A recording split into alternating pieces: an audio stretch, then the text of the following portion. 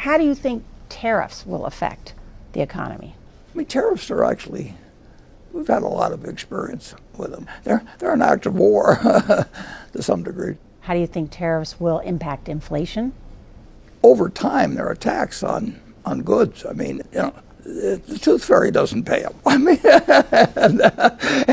and see, you always have to just, and then what? You always have to ask that question in economics. Always say, and then what? So is there an answer for that when people say, you know, inflation persists, consumer prices keep going up, when's the end in sight?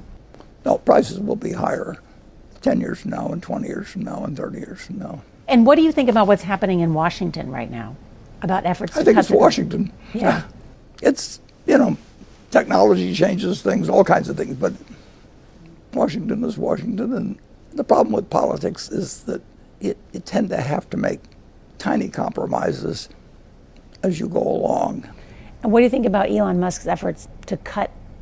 Well, I better not get into that. Oh, Do you talk to him at all? I've talked to Elon a few times. And any thoughts about his current efforts in Washington? No. No.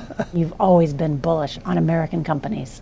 Majority of any money I manage will always be in the United States.